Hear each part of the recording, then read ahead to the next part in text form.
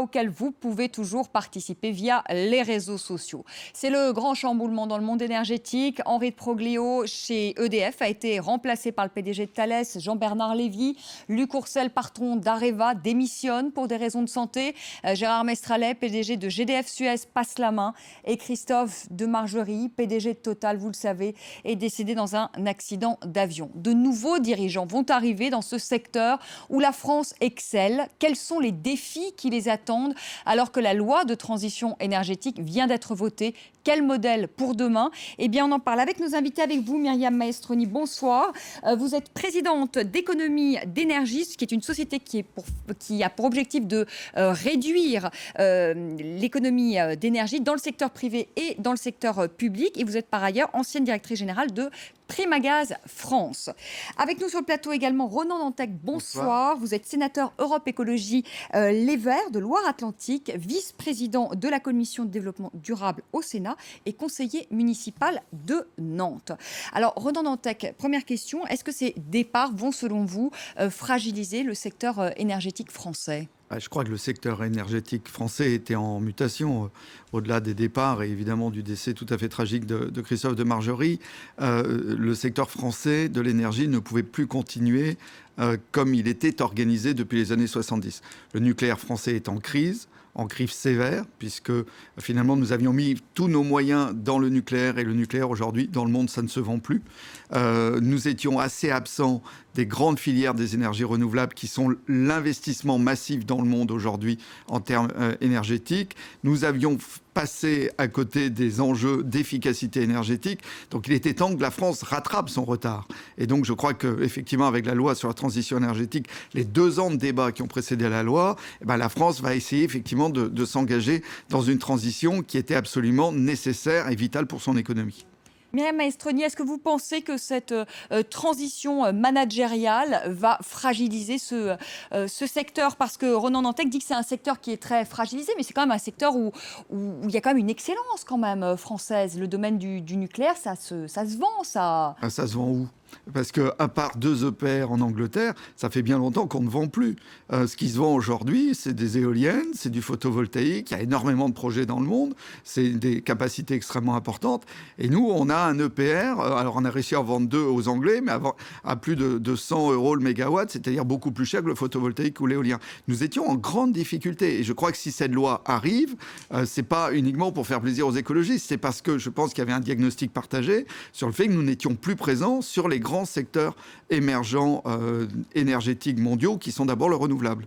Alors, on va en parler des énergies renouvelables, mais on va parler peut-être aussi des aspects positifs du nucléaire, parce qu'il y en a peut-être quand même, notamment, ça coûte pas très cher. Ça coûte pas très cher aux Français, c'est quand même, et ça compte quand même. C'est un argument qui compte. On va en parler, mais tout d'abord, Myriam Maestroni, sur cette transition managériale, est-ce que ça peut fragiliser ce secteur? Je crois qu'il y a le choc, bien sûr, lié à la disparition de ce personnage qui était Christophe Demargerie et qui était extrêmement inspirant pour une génération d'entrepreneurs dont je fais partie, puisque 40 ans dans un groupe, c'est très important de nos jours, qu'il ne faut pas, bien sûr, mélanger avec les plans programmés de succession, comme on peut l'avoir dans le cas d'EDF ou de GDF aujourd'hui. Dans le cas d'EDF, je dirais, pour revenir sur le nucléaire, je crois qu'il y a une option très claire qu'a pris la France, qui est de réduire la part du nucléaire dans la production d'électricité. On est aujourd'hui le pays le plus nucléarisé au monde. 70% de notre électricité se fabriquait avec du nucléaire. Les engagements électoraux de François Hollande étaient de passer à 50%. Je crois qu'on est dans quelque chose qui a du sens et qui doit être pris en main et qui a été, et je pense que c'est une bonne nouvelle, réacté clairement dans le projet de loi de transition énergétique qui, je l'espère, va être voté bientôt. Alors bien sûr, le nucléaire, il y a quand même le traumatisme de Fukushima et je crois qu'on ne peut plus écarter aujourd'hui l'opinion publique de ces réflexions sur l'énergie, ce que j'appelle l'effet post-Al Gore, d'un coup, d'un seul, au niveau mondial. Tout le monde a pris conscience des problèmes du dérèglement climatique, certes liés aux émissions de gaz à effet de serre et le CO2, mais également des enjeux liés à la sécurité des populations. Et là-dessus, on a vu l'Allemagne se désengager. Et c'est vrai qu'aujourd'hui, quand on compare nos 58 réacteurs aux 14 de l'Angleterre, on a besoin de faire quelque chose. pour ces raisons, mais aussi pour laisser un espace et aux énergies renouvelables et à la baisse programmée, puisqu'on est en surcapacité aujourd'hui en Europe de ces consommations d'énergie, puisque ne l'oublions pas, l'efficacité énergétique est un des piliers majeurs de cette loi de transition énergétique. Qui a été voté donc le 14 octobre de cette année, là, il y a quelques jours. Ronan Dantec, vous parlez donc d'un nouveau modèle. Quel pourrait être justement ce nouveau modèle ? Je crois que d'abord, c'est un modèle d'efficacité énergétique. On gaspille beaucoup d'énergie, et particulièrement en France, puisqu'avec ce plan électronucléaire des années 70, à un moment, on s'est retrouvé en situation surproduction. Du coup, on a développé le chauffage électrique et pas l'isolation. Et on est arrivé à une aberration telle qu'en plus, l'hiver, on est obligé d'importer de l'électricité parce qu'on en consomme trop du fait du choix du tout nucléaire. Donc, il faut d'abord aller sur l'efficacité énergétique. Il faut aller sur la décentralisation. Ça, c'est extrêmement important. Je crois que cette loi, techniquement, c'est d'abord une loi qui ouvre un certain nombre de champs de financement, y compris de tiers financement, d'engagement des collectivités territoriales, qui vont avoir un rôle extrêmement important à jouer. Il faut trouver de nouveaux modèles de financement aujourd'hui, où finalement l'investissement, il est rattrapé sur l'économie. C'est ce modèle-là qui doit se mettre en place. Il est compliqué à mettre en place. C'est un peu une nouveauté pour les Français. Ça ne correspond pas exactement, effectivement, vous en avez parlé, à une logique de grands groupes. C'est-à-dire, on va vers une décentralisation, vers des investissements citoyens, vers l'engagement des collectivités. Alors justement, ce qui est intéressant de savoir, c'est un nouveau modèle à ce niveau-là. Mais justement, ce qui est intéressant de savoir, et vous, Myriam Maestroni, qui avez été à la tête de Primagas, c'est comment justement ces grands groupes, par exemple comme Areva, donc, qui était spécialisé sur le nucléaire, comment ils vont passer à un autre modèle avec cette transition énergétique. Alors, concrètement, Areva vend du nucléaire. On ne veut plus de nucléaire. Alors, qu'est-ce que va vendre Areva ? Areva ne le sait pas. Areva ne le sait pas, mais c'est quand même un gros problème. Areva, c'est quand même un fleuron de l'industrie française. Mais Areva a perdu énormément d'argent cette année, par exemple. Ils sont en grande difficulté financière. Je pense qu'il faut faire la différence entre les entreprises spécialisées dans les infrastructures et les distributeurs d'énergie. Il faut quand même savoir que pour les distributeurs d'énergie, c'est bien ce dont on parle quand on parle de Total, quand on parle de GDF, quand on parle d'EDF. D'un coup d'un seul, et ça date de 2006, on a dit à ces entreprises: vous devez aider vos clients à consommer moins. Et ça, c'est une révolution, parce que c'est extrêmement contre-intuitif, puisque du jour au lendemain, ça remet en question des business models qui étaient basés sur exactement l'inverse. Une société comme la mienne, aujourd'hui, travaille aux côtés de ces grands groupes pour trouver des leviers pour justement les aider à réaliser cette nouvelle mission qui est très difficile à faire. Prenons le cas, pardonnez-moi, moi je voudrais être très concrète, Myriam Maestroni, le cas d'Areva. Areva, c'était un fleuron de l'industrie française, spécialisé dans le nucléaire. Que va devenir Areva demain si on réduit la part du nucléaire? Je rappelle, à la transition énergétique, on passe de 75 à 50% d'ici 2050. Après, ça sera 25%. Et puis un jour, on fera sans doute peut-être plus de nucléaire. Que va devenir Areva? Vous proposez quoi? Vous vous occupez justement à aider les entreprises à passer cette transition, à passer à la transition énergétique. Moi, j'aimerais savoir ce que vous proposez concrètement à Areva. Oui, Areva n'est pas dans mes clients, mais bon. Sur le principe même. Non, mais ce que je veux dire, c'est que là, il y a évidemment le cas de la France où on est hyper nucléarisé. Et puis, il y a des pays comme la Chine, l'Inde, où les besoins en électricité augmentent chaque jour et qui sont aujourd'hui des pays qui décident d'avoir une meilleure efficacité énergétique et évidemment confrontés à des problèmes de pollution énormes. On l'a vu au cours de ces derniers mois avec des taux d'émissions de gaz en Chine qui font que finalement, le nucléaire pour ces pays-là fait encore partie de leur feuille de route. Donc il y a certainement des marchés ailleurs. Moi, je pense que vous posez une vraie question qui est un tabou français. Le tabou français, c'est la fin des centrales nucléaires. Et on voit bien à travers le débat sur Fessenheim. Ce qui est difficile, c'est de débrancher la première centrale. Mais on y arrive. Il va falloir arriver à parler de la fin de vie des centrales françaises. Je pense que, par exemple, dans l'avenir d'Areva, il y a la question de participer au démantèlement des centrales. Il y a un parc vieillissant en Europe. Les Belges vont arrêter leurs centrales parce que les cuves sont fissurées. Les Allemands arrêtent leurs centrales. Les Français peuvent être effectivement des champions du démantèlement des centrales nucléaires, à condition d'aller très vite sur les premiers arrêts.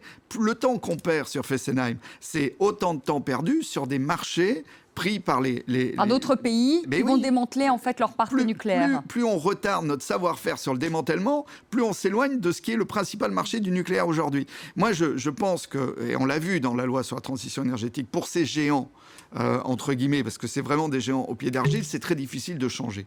Or, il faut que, effectivement, le lobby nucléaire français accepte que le nucléaire soit derrière nous, et il a beaucoup de mal à le faire, mais regarde quand même précisément quel marché il peut avoir.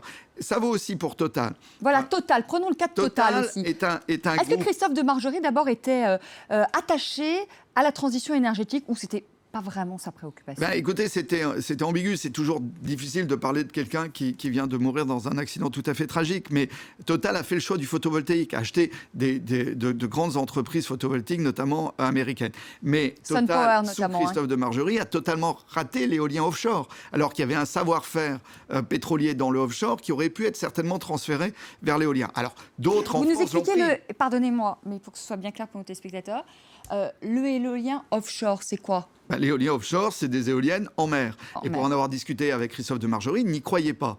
Pour quelle raison il n'y croyait pas? Ça, malheureusement, ça va être difficile d'en rediscuter avec lui, mais vous en avez à l'époque, il était effectivement dans l'idée que l'éolien offshore ne marcherait pas. Heureusement que la France industrielle a fait d'autres choix avec un État stratège, et on a inauguré hier à Saint-Nazaire, à côté de Nantes, dans mon département, une nouvelle unité de production sur l'éolien offshore, avec des CN, avec Alstom, avec les chantiers de l'Atlantique. C'est la création d'emplois aujourd'hui, et c'est un marché Donc il faut énorme. Finalement que ces groupes arrivent en fait à gérer leur mutation. Et puis pour Total, il y a une particularité qui est qu'il va falloir arrêter assez vite sur le pétrole. Sinon, on ne tiendra pas les 2 degrés et ça va être une catastrophe climatique majeure. Donc, je pense qu'aujourd'hui, un groupe comme Total a la puissance financière pour aller très très vite. Et si Total abandonne le pétrole, pardonnez-moi, je vous pose la même question qu'Areva, qu'est-ce qui lui reste? Il lui reste le photovoltaïque. Ils ne sont pas très développés dans le photovoltaïque. Non, ça c'est pas vrai. Total est très présent dans le photovoltaïque international. Il faut qu'ils retournent sur l'éolien. Il faut que leur puissance financière... Et qu'ils abandonnent complètement le pétrole. Ça ne va pas être du jour au lendemain, mais il faut réduire assez rapidement sur le pétrole. Il faut aller sur l'efficacité énergétique, évidemment. Le gaz va être un élément de la transition. Plus que le pétrole, parce qu'il émet moins de gaz à effet de serre, donc il va participer de la transition. Mais il faut surtout... Il y a une tendance française au déni. Et heureusement, avec cette loi sur la transition énergétique, à travers vos questions, on voit bien qu'on est dans le dur maintenant. Mais les grands groupes ont eu tendance à refuser le débat, à se dire on va rester dans le monde tel qu'il était hier, mais ce monde est fini. On peut peut-être le comprendre, Ronan Dantec, parce que ce sont quand même des fleurons. Je veux dire, Total, c'est quand même un fleuron, là aussi, de l'industrie française à travers le monde. C'est un gigantesque groupe, premier groupe du CAC 40. Je veux dire, c'est un groupe qui pèse. Donc on se dit, si demain il abandonne le pétrole, est-ce que ça peut encore rester un gros groupe? Parce que vous-même, vous l'avez dit, on a pris du retard. C'est un géant de l'énergie. Je crois qu'aujourd'hui, la rapidité de mutation de ces groupes fera que la France restera une grande puissance énergétique. Si à l'inverse on s'entête pétrole plus nucléaire, on ratera la transition énergétique mondiale et on sera marginalisé. C'est ce qui joue aujourd'hui, et la loi sur la transition énergétique, à mon avis, ne règle pas tout, mais ouvre quand même un certain nombre de fenêtres pour un débat réel. Cette réaction d'un internaute, Total, Areva, EDF qui change de patron en quelques jours, c'est toute la filière énergie française qui vacille. Myriam Maestroni, vous vouliez réagir à ce que vient de dire Romain Dantec? Oui, je pense qu'il y a justement sur ces mutations. Il y a 2 questions clés qui est le fait de prendre en compte un mix énergétique le plus grand possible et la diversité des origines et des sources d'énergie possibles. Et ça, c'est vrai dans la filière électrique et c'est vrai également sur la présence dans le pétrole, dans le gaz et dans le renouvelable. Et il y a un deuxième aspect qui va de pair à l'efficacité énergétique, qui sont les services énergétiques. Il ne faut pas oublier qu'on est dans un pays, et je pourrais reproduire ce raisonnement au niveau européen, où il y a 20 millions de logements à rénover, qui dépensent 6 à 9 fois plus que des logements neufs. Et ça, c'est un énorme marché latent qu'on a énormément de mal à exprimer. Et je tiens à dire que quand même, chez Total est aujourd'hui une des entreprises les plus obligées, puisque c'est le terme que l'on choisit en matière d'efficacité énergétique au titre de la distribution des carburants, et a pris vraiment des engagements très importants pour aller vers les clients consommateurs finaux. Et 40% des émissions consommation et de la consommation d'énergie se fait dans le logement aujourd'hui en France. Donc Total était engagé dans cette voie, dans la réhabilitation aussi des logements. Oui, Ronan Dantec, il n'a pas l'air tout à fait sûr de ça. À prendre des mesures là-dessus. Oui, il n'est pas d'accord avec vous. Je pense qu'il y a eu des actions menées par Total et par les autres groupes, mais pas à l'échelle de cette mutation. Aujourd'hui, il faut le fait que le management que Luc Courcel parte, que surtout Henri Proglio ne soit pas reconduit. Henri Proglio, samedi dernier encore, au grand colloque du R20, le réseau mondial dit encore, des régions, dit encore les énergies renouvelables ne sont pas compétitives. Il mentait, c'est faux. C'est économiquement totalement faux. Mais et donc, il y avait un refus de réalité. Mais c'est intéressant, ça. Ronan Dantec, justement, les Français, quand ils vous écoutent, ils veulent évidemment un environnement meilleur. Ils sont sans doute d'accord avec vous sur le nucléaire. Mais ce qu'ils regardent, les Français, c'est leur facture d'électricité à la fin du mois. Est-ce que vous pouvez aujourd'hui assurer aux Français que demain, si on vit avec du photovoltaïque, on paiera le même prix que ce qu'on paye aujourd'hui pour le nucléaire? Alors, sur le nucléaire installé, non, puisque la manière dont il est calculé ne correspond pas à la réalité des coûts. On a mené au Sénat une commission d'enquête sur la réalité des coûts du nucléaire et à l'Assemblée nationale aussi. On est arrivé à des chiffres pratiquement au double de ce qui est facturé aux consommateurs parce que la recherche est payée directement par l'État, parce que l'assurance n'est pas prise en compte. C'est extrêmement compliqué. Mais ce qui est certain, c'est que les nouveaux systèmes nucléaires comme l'EPR seront au double du photovoltaïque. Donc ça ne tient plus. Ça ne tient plus. Il y a encore par contre des enjeux forts. En fait, ce que vous dites, c'est qu'on ne paiera pas ce qu'on paye aujourd'hui avec le parc nucléaire que l'on a, mais avec l'EPR de demain, de toute façon, la facture sera plus élevée. Et puis dans le parc actuel, on ne paye pas le démantèlement, on ne paye pas le stockage sur plusieurs centaines de milliers d'années. Donc ce n'est pas vrai. Il y a des coûts masqués du nucléaire. Donc maintenant, il faut par contre sortir de manière rationnelle. C'est-à-dire trouver pour Areva des marchés, permettre à EDF de segmenter effectivement la période de transition. Vous savez, les écologistes ne sont pas des gens en dehors du monde et en dehors de la réalité économique. Nous, ce qu'on dit, c'est qu'il faut une vraie stratégie de réorientation des grands choix énergétiques français. Ça se fait avec les grands opérateurs. Une partie des grands dirigeants qui étaient en place n'étaient pas dans cette capacité-là, et notamment Henri Proglio, et je pense qu'effectivement, le nouveau patron d'EDF devra être en capacité de mettre en œuvre la transition énergétique. Alors, Myriam Maestroni, toujours pour être très concret, moi je vous ai bien entendu, Ronan Dantec, Areva, vous conseillez à Areva de s'orienter vers le démantèlement des centrales nucléaires. Ça serait une voie de sortie pour Areva. Pour Total, les éoliennes, vous dites que Total est déjà bien implanté dans ce secteur du photovoltaïque. Et dans le cas de GDF Suez. GDF Suez, 3 centrales, à ma connaissance, et certainement plus aujourd'hui, centrales à cycle combiné, sont aujourd'hui sous cocon. Oui. C'est-à-dire que la sortie du nucléaire en Allemagne a quand même favorisé la production d'électricité avec du charbon, ce qui est quand même dramatique puisque ça a provoqué nos épisodes de gaz à effet de serre et de circulation alternée dans Paris. Donc je crois qu'il faut faire la part des choses entre ce que l'on peut faire aujourd'hui en réduisant nos gaz à effet de serre et vraiment avoir une valeur carbone que nous n'avons plus, puisqu'aujourd'hui la tonne carbone c'est moins de 5 $, elle devrait être à 4 fois plus, et de l'efficacité énergétique qui est son pendant.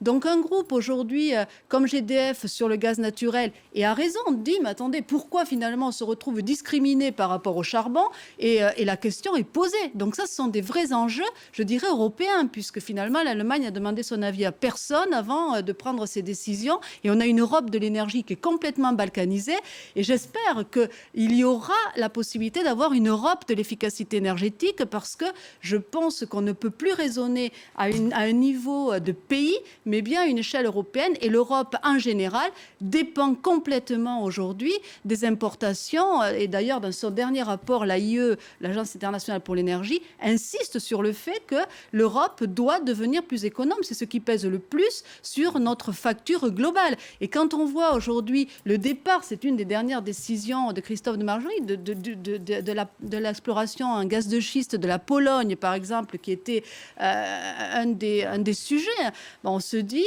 la priorité, c'est de réduire ces consommations. Et dans la loi de transition énergétique, je crois qu'il faut le souligner, et ça c'est un cadre nouveau pour les dirigeants de ces sociétés-là, on dit continuons, et comment fait-on pour arriver à à rénover, c'est 15 millions de logements. Aujourd'hui, on est à 500 000.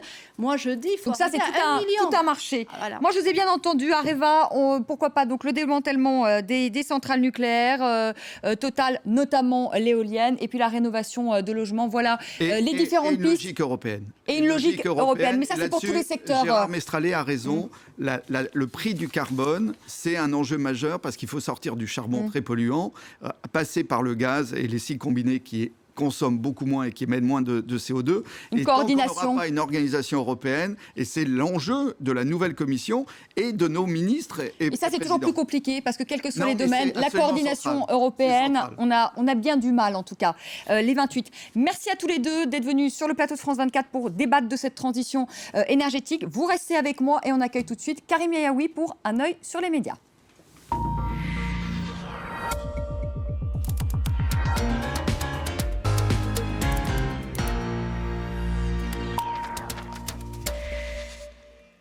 Bonsoir Karim. Bonsoir. Avant que vous commenciez, je donne cette information à nos téléspectateurs. Le prix Sakharov qui a été décerné au médecin congolais Denis Mukwege. Vous savez qu'il soigne les femmes violées, qu'il les répare. Voilà, on l'apprend ce soir. Donc le prix Sakharov au docteur Mukwege.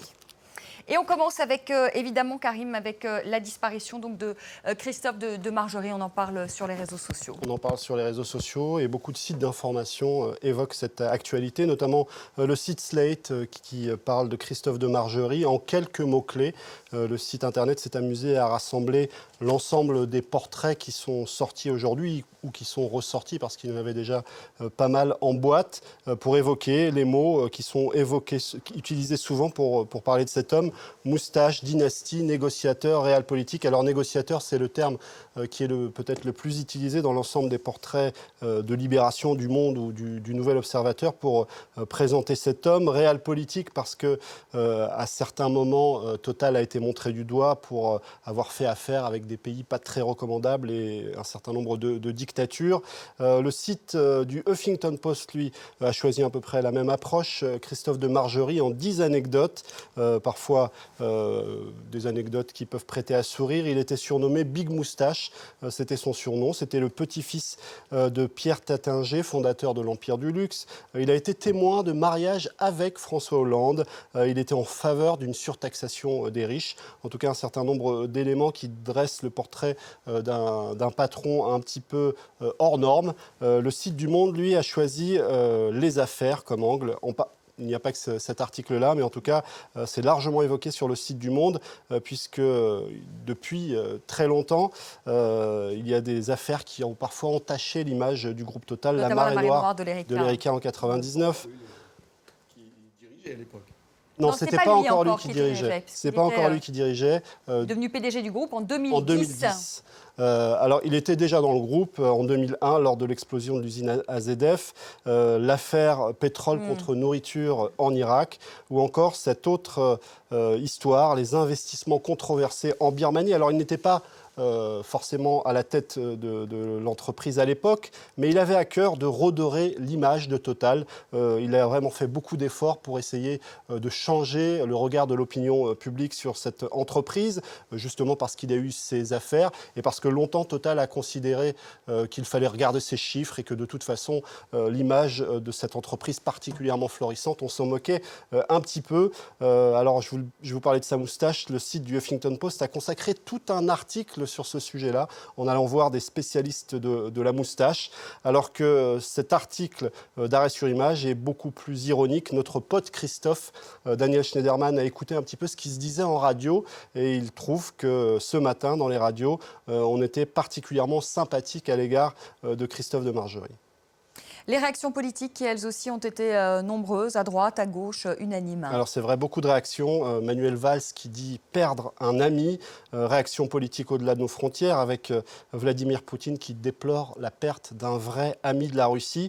Et même ceux qui n'étaient pas forcément toujours d'accord avec Christophe de Margerie se sont exprimés, comme Cécile Duflot. On avait des désaccords, mais le courage du débat, sincère et respectueux, des pensées pour ses proches. Alors il y a un tweet qui a fait polémique par contre aujourd'hui, c'est celui de Oui, Gérard Filoche. Gérard Filoche. Le voici, de Margerie est mort, la famille Tétinger est en deuil, les grands féodaux sont touchés, dit-il, ils sont fragiles, le successeur nous volera-t-il moins? On évoque même peut-être une exclusion de Gérard Filoche Exactement. du Parti socialiste.